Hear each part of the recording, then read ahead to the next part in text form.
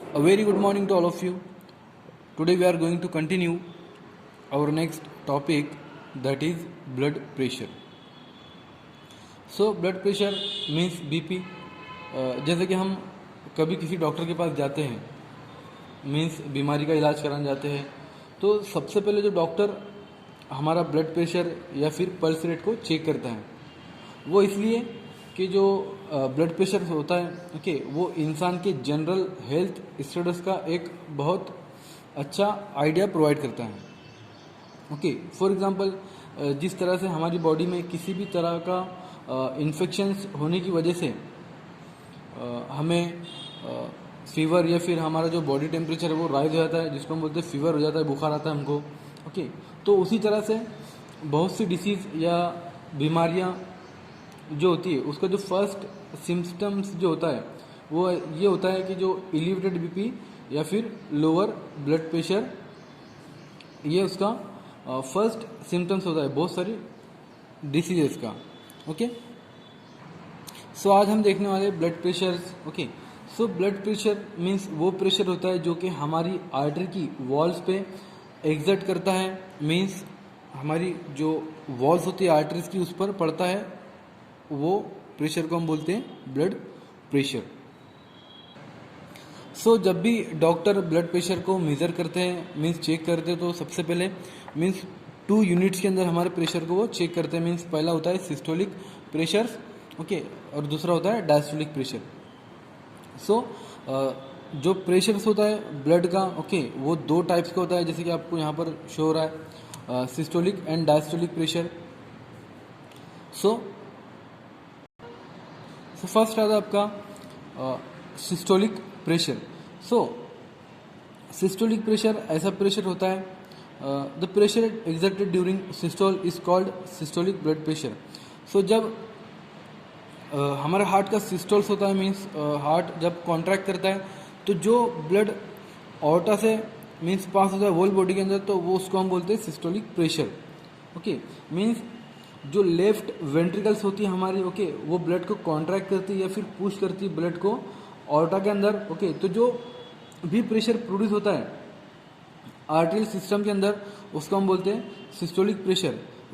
तो जो systolic pressure होता है वो जो होता है वो 120 मिलीमीटर ऑफ मर्क्यूरी होता है। मीन्स जो भी ब्लड प्रेशर होता है उसको हम एक टर्म के अंदर उसको हम मेजर करते हैं, जो कि होता है millimetre of mercury. Then next आता है फिर आपका डायस्टोलिक प्रेशर। तो डायस्टोलिक प्रेशर क्या होता है कि जो भी मीन्स जो हमारा हार्ट का डायस्टोल होता है, मीन्स जब हमारा हार्ट रेस्टिंग पर होता है, मीन्स सुपीरियर और इन्फीरियर वेना क्या हुआ जो ब्लड को मीन्स हार्ट में लाती है। तो वो रेस्टिंग कंडीशन के अंदर जो प्रेशर होता है हार्ट का वो 80 मिलीमीटर ऑफ मर्क्यूरी होता है। सो जिसको हम बोलते हैं diastolic blood pressure. Then next आता है फिर पल्स रेट या फिर पल्स का प्रेशर। तो पल्स प्रेशर ऐसा प्रेशर होता है जिसको हम बोलते हैं different between systolic and diastolic blood pressure, वो होता है आपका पल्स प्रेशर। देन नेक्स्ट आता है फिर आपका normal blood pressure. So normal blood pressure कितना होता है? जो सिस्टोलिक ब्लड प्रेशर होता है वो 120 millimetre of mercury by diastolic pressure 80 millimetre of mercury. 120 millimetre of mercury systolic pressure and diastolic 80 millimetre of mercury, ये होता है हमारा नॉर्मल ब्लड प्रेशर। बट किसी कंडीशंस के अंदर ब्लड प्रेशर हमारा इंक्रीज हो रहा है या फिर डिक्रीज हो रहा है।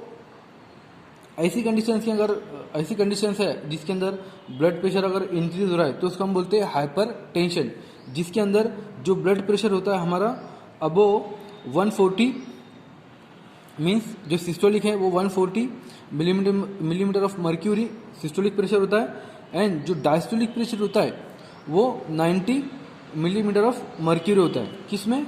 हाइपरटेंशन कंडीशन के अंदर। देन नेक्स्ट आता है फिर हाइपोटेंशन, मीन्स इसके अंदर क्या होता है कि जो भी ब्लड प्रेशर होता है हमारा वो below systolic pressure 90 millimetre of mercury and जो डायस्टोलिक प्रेशर होता है वो 60 मिलीमीटर ऑफ मर्क्यूरी होता है, तो उसको हम बोलते हैं हाइपोटेंशन, ओके, जिसके अंदर ब्लड प्रेशर हमारा डिक्रीज हो जाता है।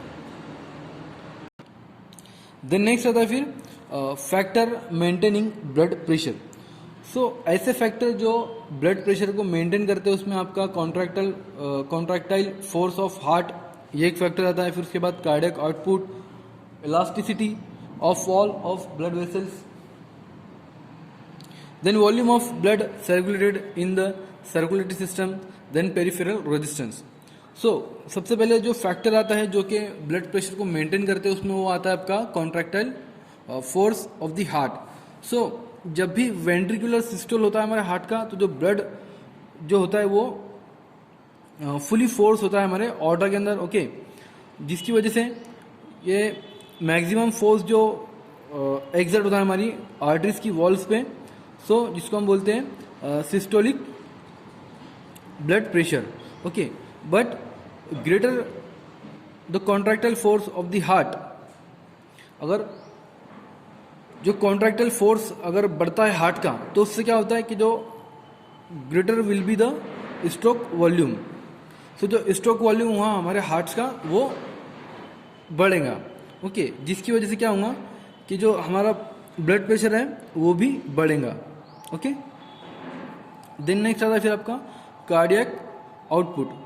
तो अगर कार्डियक आउटपुट इंक्रीज होता है तो उसकी वजह से भी हमारा जो ब्लड प्रेशर है वो इंक्रीज होगा, ओके। देन नेक्स्ट होता है फिर elasticity of the wall of blood vessels. So जो ब्लड वेसल्स की जो इलास्टिसिटी है मीन्स वो कितना कॉन्ट्रिक्ट कर रही है या फिर वो कितना डायलेट हो रही है, ओके, वो फैक्टर भी वहाँ पर अफेक्ट करता है ब्लड प्रेशर को मेंटेन करने के लिए। अगर कोई आर्टरीज मीन्स कॉन्ट्रैक्ट हो जा रही है मीन्स, तो उसकी वजह से क्या होगा कि जो ब्लड का जो फोर्स है वो इंक्रीज होगा, मीन्स वहाँ पर ब्लड प्रेशर आपका बढ़ेगा, ओके। देन नेक्स्ट आता है फिर volume of blood circulated in the circulatory system. Means जो टोटल वॉल्यूम है ब्लड का वो अगर ज़्यादा है, ओके, पूरे सर्कुलेटरी सिस्टम के अंदर, ओके, तो उसकी वजह से भी मीन्स ब्लड प्रेशर बढ़ सकता है, okay. So in that peripheral resistance कि जो भी ब्लड फ्री फ्लो होता है हमारी ब्लड कैपिलरीज के अंदर, सो इसमें क्या होता है पेरिफेरल रेजिस्टेंस के अंदर कि जो हमारी कैपिलरीज की जो मीन्स ब्लड कैपिलरीज की जो ल्यूमेन साइज होती है वो डिक्रीज हो जाती है, ओके। पेरिफेरल रेजिस्टेंस की वजह से जो कैपिलरीज की जो मीन्स ब्लड कैपिलरीज की जो ल्यूमेन साइज होती है वो डिक्रीज हो जाती है, ओके, जिसकी वजह से क्या होता है कि जो amount of blood arterial system के अंदर बाकी रह जाती है, मीन्स प्रेजेंट होती है इवन जब तक के मीन्स जो हमारा सिस्टोल चलता है, मीन्स ड्यूरिंग सिस्टोल में भी वो जो अमाउंट होती है ब्लड की वो बची रह जाती है, ओके, जिसको हम बोलते हैं this blood exert minimum pressure on the walls of the blood vessel which is called diastolic pressure. तो ये जो प्रेशर होता है जो कि मीन्स ब्लड की वॉल्स पे मीन्स ब्लड वेसल्स पे जो प्रेशर पड़ता है उसको हम बोलते हैं डायस्टोलिक ब्लड प्रेशर। तो ये फैक्टर भी मीन्स मेंटेन करता है ब्लड प्रेशर को, ओके। देन नेक्स्ट होता है फिर फैक्टर अफेक्टिंग ब्लड प्रेशर। सो ऐसे फैक्टर भी होते हैं जो कि ब्लड प्रेशर को अफेक्ट करते हैं, मीन्स कम ज़्यादा कर देते हैं, ओके। तो सबसे पहले उसमें आता है आपका फिजियोलॉजिकल कंडीशंस, फिर उसके बाद emotional condition, age of the individual, body weights, okay. तो physiological condition of the body also affect blood pressure. So जो भी हमारी बॉडी की जो फिजियोलॉजिकल कंडीशन होती है वो भी ब्लड प्रेशर को अफेक्ट करती है। जैसे कि फॉर एग्जांपल अगर हम कोई एक्सरसाइज कर रहे हैं, ओके, सो ऐसी कंडीशन में हम फास्ट वर्क करते हैं, ओके, तो हमारा जो ब्लड प्रेशर है वो भी इंक्रीज हो जाता है। मीन्स जब हम हैवी लिफ्टिंग कर रहे हैं, मीन्स कोई चीज़ को उठा रहे हैं हम, ओके, तो ऐसी कंडीशन में भी हमारा ब्लड प्रेशर इंक्रीज हो जाता है, ओके। देन फिर हम साइकिलिंग करते हैं या फिर रनिंग करते हैं तो ऐसी कंडीशन में भी हमारा ब्लड प्रेशर इंक्रीज हो जाता है। बट जब हम रेस्टिंग करते हैं, जब हम सोते हैं, ओके, जब हम आराम करते हैं तो हम एकदम काल्म होते हैं, ओके। सो ऐसी कंडीशन में हमारा जो ब्लड प्रेशर है वो थोड़ा कम हो जाता है, मीन्स स्लाइडली फॉल होता है, ओके। देन नेक्स्ट होता है फिर इमोशनल कंडीशन। सो ये जो इमोशनल कंडीशन है, मीन्स ये फैक्टर भी ज़्यादा अफेक्ट करते हैं हमारे ब्लड प्रेशर को इंक्रीज करने में या फिर डिक्रीज करने में। जैसे कि फॉर एग्जांपल हम रोते हैं तो वो कंडीशन में हमारा ब्लड प्रेशर इंक्रीज हो जाता है, या फिर हम मीन्स एंजाइटी होती है तो उसके अंदर भी हमारा ब्लड प्रेशर बढ़ जाता है, मीन्स हम डर जाते हैं, ओके, उसमें भी होता है। देन फिर कोई ऐसी मीन्स हम न्यूज़ सुन लेते हैं, ओके। फॉर एग्जांपल आपको कह दिया गया है कि आपके एग्ज़ाम जो है वो ऑफलाइन होने वाले हैं तो आपको ब्लड प्रेशर बढ़ जाएगा, ओके, ऐसा भी होता है। देन फिर हमने किसी का मीन्स खबर सुन ली है, मीन्स डेथ वगैरह की, ओके, सो उसकी वजह से भी मीन्स ब्लड प्रेशर इंक्रीज हो जाता है। देन फिर आता है age of the individual. So age भी मीन्स अफेक्ट करती है ब्लड प्रेशर को इंक्रीज या फिर डिक्रीज करने में। सो जो भी मीन्स जिनकी भी मीन्स एज बढ़ती जाती है कि तो उनका ब्लड प्रेशर भी साथ ही साथ मीन्स इंक्रीज होते चला जाता है, ओके। जैसे अभी हम जो है यंगर एज के तो हमारा जो ब्लड प्रेशर है वो नॉर्मल है, बट आप अगर जो ओल्ड पर्सन को देखेंगे तो उनका ब्लड प्रेशर आपको ज़्यादा मिलेगा, okay, as compare to young. Means उम्र के साथ साथ ब्लड प्रेशर भी इंक्रीज होता है। देन फिर नेक्स्ट होता है body weight, okay. So body weight के अंदर भी मीन्स जिसका कम ज़्यादा वेट है तो उसका भी मीन्स ब्लड प्रेशर कम ज़्यादा होता है। मीन्स कोई अगर मोटा है, ओके, तो उसकी ओबिसिटी की वजह से मीन्स उसका ब्लड प्रेशर भी इंक्रीज होता है, ओके। ये फैक्टर अफेक्ट करते हैं ब्लड प्रेशर को कम या ज़्यादा करने में, ओके। दिन फिर नेक्स्ट आता है measurement of the blood pressure. So blood pressure को मेज़र करने के लिए हम जो भी इंस्ट्रूमेंट का यूज़ करते हैं उसको हम क्या बोलते हैं, स्फिग्नो मैनोमीटर, ओके। आपने देखा है वहाँ दवाखाने में, हॉस्पिटल में आप जब भी जाते होंगे तो एक मीन्स रबर जैसी ट्यूब होती है, ओके, वहाँ पर हमको वो जो आर्म होती है उस पर वो हमको एक पैच लगाते हैं। देन फिर वहाँ पर वो प्रेशर अप्लाई करते हैं वहाँ पे 200 मिलीमीटर ऑफ मर्क्यूरी तक के, ओके। देन फिर वो चेक करते हैं कि हमारा प्रेशर जो है वो नॉर्मल है या फिर इंक्रीज हुआ है, ओके। तो जो भी इंस्ट्रूमेंट हम यूज़ करते हैं ब्लड प्रेशर को मेज़र करने के लिए हम उसको बोलते हैं स्फिग्नो मैनोमीटर। सो जो कि एक रबर बैग के साथ कनेक्ट होता है by the rubber tubings to a pressure pump and a mercury manometer. तो ये रबर बैग के साथ कनेक्ट होता है, रबर ट्यूबिंग के साथ, जिसमें रबर ट्यूबिंग भी होती है, ओके। और pressure pump and mercury manometer होता है जो कि मीन्स इंक्रीज होता है, ओके।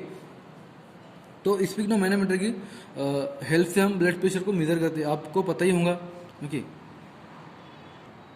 देन नेक्स्ट आता है फिर आपका कार्डियोवैस्कुलर डिसऑर्डर्स। तो अभी तक के हमने जो देखा मीन्स इंट्रोडक्शन था हार्ट्स का, ब्लड वेसल्स का, ब्लड प्रेशर्स का, ओके। देन नेक्स्ट आता है फिर उसकी डिसीजेस के बारे में, उसकी डिसऑर्डर के बारे में, ओके, कार्डियोवैस्कुलर सिस्टम के। तो कार्डियोवैस्कुलर सिस्टम की जो डिसऑर्डर्स होती है, ओके, कार्डियोवैस्कुलर डिसऑर्डर जो भी होती है उसको दो पार्ट्स के अंदर उसको डिवाइड किया गया है। फॉर एग्जाम्पल जैसे कि डिसऑर्डर ऑफ द हार्ट, पहला जो होती है वो मीन्स जो कि हार्ट से रिलेटेड डिसीज होती है, okay, disorder of the heart. Then next होती है disorder of the blood vessels, जो कि ब्लड वेसल से रिलेटेड डिसऑर्डर होती है जिसको हम बोलते हैं disorder of the blood vessels. So disorder of the hearts means there are three main way in which the action of the hearts may be interfered with। तो disorder of the hearts के अंदर कि जो actions होता है, okay, hearts का, वो हम देखते हैं, ओके, मीन्स उसको कैसा होता है, क्या मीन्स उसके अंदर क्या चेंजेस होते हैं, क्या इंटरफेयर होता है उसके अंदर, मीन्स वो सही से वर्क नहीं कर पा रहा है, ओके, ये भी होता है। सो उसमें पहला जो होता है द वॉल्स में बी डैमेज बाय इन्फ्लामेशन। सो जो हार्ट की जो वॉल्स होते हैं, जो भी उसके ट्राइगेस्पिड बाइगेस्पिड जो वॉल्स होते हैं, ओके, वो किसी भी इन्फ्लामेशन की वजह से वो डैमेज होते हैं, वो एक वजह होती है उसकी। देन नेक्स्ट होता है cardiac muscles may not receive sufficient nourishment owing narrowing of the coronary arteries. So जो भी कार्डियक मसल्स जो होती है ओके वो अगर सफिशिएंट अमाउंट के अंदर अगर उसको नरिशमेंट नहीं मिल पा रही है तो वो भी एक रीज़न होता है। मीन्स जो उसकी कोरोनरी आर्टरीज होती है जिसका जो कि हार्ट के मीन्स हार्ट को जो हार्ट की जो मीन्स मसल्स होती है उसको ब्लड सप्लाई करती है, उसको ऑक्सीजन प्रोवाइड करती है, उसको नरिशमेंट प्रोवाइड करने का काम करती है। तो अगर कोरोनरी आर्टरीज के अंदर किसी भी तरह का मीन्स डैमेजिंग होता है या फिर वो नैरो होती है तो उससे हमको मीन्स जो हार्ट अटैक आने के चांसेस भी बढ़ जाते हैं। Okay then the heart may have too much work to do and finally give through exhaustion. So जो हार्ट होता है मीन्स वो फास्ट वर्क कर रहा है ओके मीन्स सो उसकी वजह से हमारा क्या होता है एग्जॉशन भी होता है। ओके द नेक्स्ट होता है फिर आपका there are 5 forms of the diseases. So जो डिसऑर्डर्स जो होती है हार्ट्स की वो यहाँ पर 5 दी गई, बहुत सारी डिसऑर्डर होती है, बस यहाँ पर मेनली 5 दिया गया है जिसके अंदर होती है आपकी सबसे पहले रूमेटिक हार्ट डिसीज, नेक्स्ट होती है bacterial endocarditis, coronary artery occlusion, hypertensive heart disease and congenital heart disease. So जो सबसे पहले आती है आपकी rheumatic heart disease. So rheumatic heart disease is caused by hemolytic streptococcal infections. So जो rheumatic heart disease जो किसकी वजह से होती है hemolytic streptococcal infection की वजह से, जिसके अंदर जो मिट्रल वॉल्व है जो उसकी जो कॉमन साइड जो होती है मिट्रल वॉल्व की वो इन्फेक्ट हो जाती है जिसमें इन्फेक्शन होता है। Okay in the addition to the valves the heart muscle and pericardium में also damage. The inflammation of the pericardium is called pericarditis. So wall तो डैमेज होती है इसके अंदर बट जो पेरिकार्डियम जो आउटर कवरिंग लेयर होती है हार्ट की वो भी डैमेज हो जाती है जिसको हम बोलते हैं जिसको इन्फ्लेमेशन होता है जिसको हम बोलते हैं पेरिकार्डिटिस। नेक्स्ट होता है फिर बैक्टीरियल एंडोकार्डिटिस जिसके अंदर कि जो बैक्टीरियल एंडोकार्डिटिस है ओके वो किसकी वजह से होती है नॉन हेमोलाइटिक स्ट्रेप्टोकोकाई की वजह से होती है जिसके अंदर एम्बोलाई का मीन्स लार्ज नंबर के अंदर फॉर्मेशन हो जाता है और उसका जो means and their consequent effect is called pericarditis और उसकी इफेक्ट को हम क्या बोलते हैं pericarditis. Okay the bacterial endocarditis is caused by a variety of non-hemolytic antibiotics. Incidence of the diseases has considerably been controlled.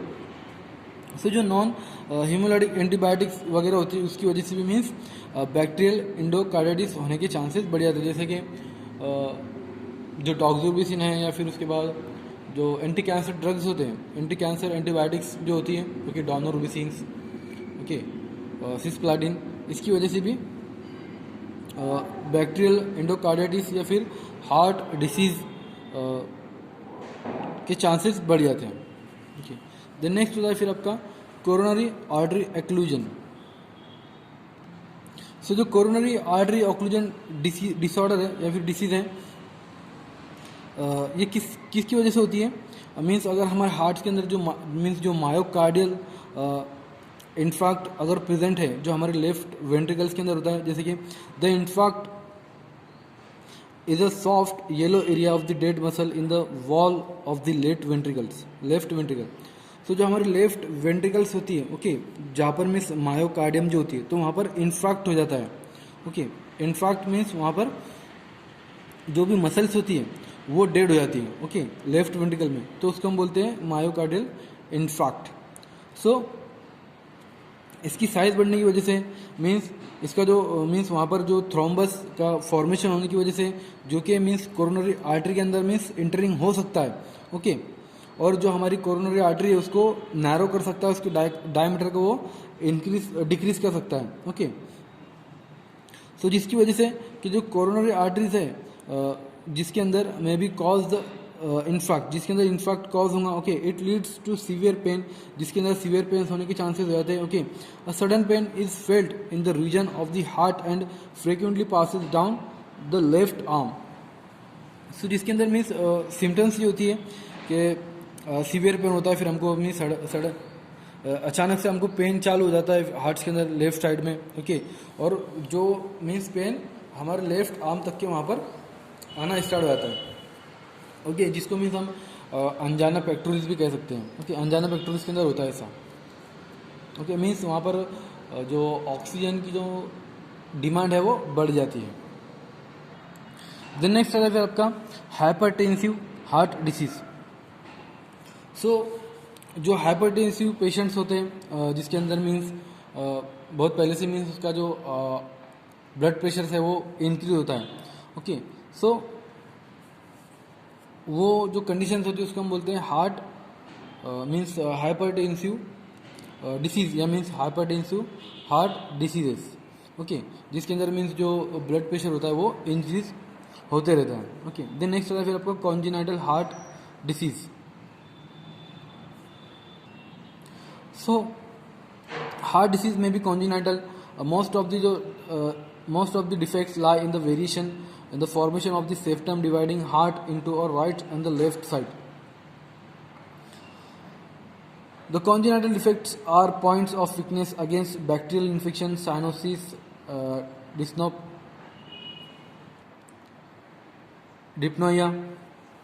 polycythemia, okay, जो कि child होते हैं उसके अंदर मीन्स ज़्यादा ऑब्जर्व करने को मिलते हैं। मीन्स जो सेप्टम्स होता है हमारा, जो कि heart left and right side को डिवाइड करता है, ओके, जिसको हम सेप्टम बोलते हैं, जिसके अंदर हमारे मीन्स बंडल ऑफ परकिंजी फाइबर वगैरह होती है, ओके। तो उसके अंदर मीन्स बैक्टीरियल इन्फेक्शंस होने की वजह से means congenital heart disease increase हो जाती है, ओके। देन नेक्स्ट आता है फिर आपको cardiac disorder in the arrhythmia and atherosclerosis. The functions of cardiovascular system is disturb.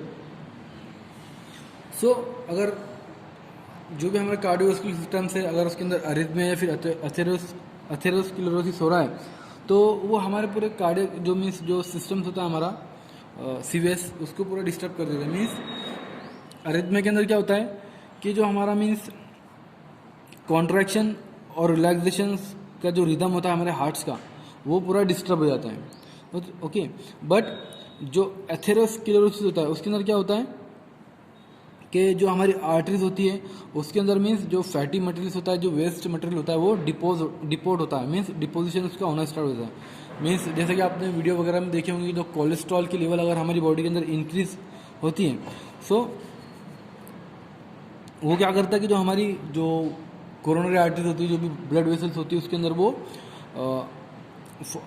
जमने लगता है, ओके, जिसकी वजह से हमारा ब्लड प्रेशर इंक्रीज होता है, ओके। मीन्स फिर उसके बाद वो इतना फिर दूसरे सेल्स को भी वो वहाँ पर क्लॉटिंग कर देता है, ओके, लेकर। तो जो हमारी वेसल्स होती है वो ब्लॉक हो जाती है, जो भी आर्टरीज होती है, ओके, वो ब्लॉक हो जाती है, जिसकी वजह से डॉक्टर बाईपास कराते वगैरह, ओके। तो वो होती है आपकी एथेरोस्क्लेरोसिस। द नेक्स्ट होता है फिर disorder of the blood vessels. तो ब्लड वेसल की जो भी डिसऑर्डर होती है उसको दो क्लासेस के अंदर उसको डिवाइड किया गया है। पहला होता है degenerative called atherosclerosis and second होता है inflammatory term as arthritis, okay. So सबसे पहले जो होता है मीन्स एथेरोस्क्लेरोसिस वो किसकी वजह से होता है आपको पता ही है, मीन्स कोलेस्ट्रॉल या फिर दूसरा जो मीन्स वेस्ट मटेरियल होता है उसको मीन्स डिपोजिशन होने की वजह से जो भी मीन्स हमारी ब्लड वेसल्स होती है, ओके, उसमें डिपोज होने की वजह से हमारा ब्लड प्रेशर इंक्रीज हो जाता है, ओके, या फिर वो वेसल्स ब्लॉक हो जाती है, ओके, जिसको हम बोलते हैं एथेरोस्क्लेरोसिस। देन नेक्स्ट आता है फिर the pathology of veins is different from that of the arteries because of their two special feature, जिसमें फर्स्ट है आपका veins have walls and they also have lymphatics. So arteries की और veins की दोनों की मीन्स पैथोलॉजिकल कंडीशंस अलग अलग होती हैं, ओके, दोनों का फंक्शन भी अलग होता है, ओके। जो वेन्स होती है उसके अंदर वॉल्स होती है, ओके, जो कि ऊपर का और नीचे का ब्लड मीन्स ऊपर मीन्स उसको वॉल्स के थ्रू वो हमारे हार्ट तक पहुंचाने का काम करती है, ओके। और इसके अंदर लिम्फेटिक भी होता है, ओके, जैसे कि हमने इसको लिम्फेटिक सिस्टम को ऑलरेडी पहले डिस्कस कर चुका है। Then two conditions affecting the veins in which thrombosis is common are. So दो कंडीशंस ऐसी होती है वेन्स के अंदर जिसके अंदर मीन्स थ्रोम्बोसिस के चांसेस मीन्स थ्रोम्बोसिस होने के चांसेस बढ़ जाते हैं, जिसमें पहला आता है आपका varicose when is one that is dilated or tortuous. The dilation may be extreme because of which the walls become incompetent and cease to function. तो जो वेन्स जो होती है वो डायलेट होने की वजह से मीन्स टॉर्टरस होने की वजह से क्या होता है कि उसके जो फंक्शंस होता है वो सीज कर देती है, उसको बंद कर देती है, ओके। देन जो blood accumulates in such veins, injury to the varicose vein cause hemorrhage into the surrounding tissue. Thrombosis is liable to occur. Heredity play a part in its causation, but the important factor is increase the pressure in the vein. So इसके अंदर varicose होने की वजह से means इसके अंदर haemorrhage means जो भी वेन्स होती है मीन्स उसके हिमोरेज होने के चांसेस बढ़ जाते हैं इसके अंदर, ओके।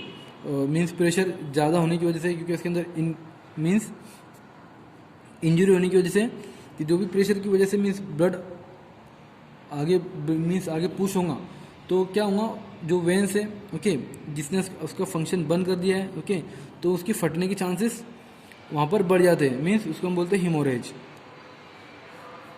देन नेक्स्ट आता है फिर आपका हेमोरॉइड्स और piles is a condition in which the veins at the lower end of the rectum become varicose and enlarge. So जो हेमोरॉइड्स ये ऐसी कंडीशन है और पाइल्स ऐसी कंडीशन होती है जिसके अंदर जो वेन्स होती है रेक्टम की लोअर पार्ट्स की वो वेरिकोस या फिर वो इनलार्ज हो जाती है, जिसके अंदर means the possible effect which may render the condition serious are haemorrhage, phlebitis and thrombosis. तो उस वेन्स के अंदर मीन्स हेमोरहेज के चांसेस बढ़ जाते हैं, फ्लेबिटिस के और थ्रोम्बोसिस होने के चांसेस भी बढ़ जाते हैं। सो यहाँ पर जो हमारा कार्डियोवास्कुलर सिस्टम यहाँ पर एंड हुआ, ओके।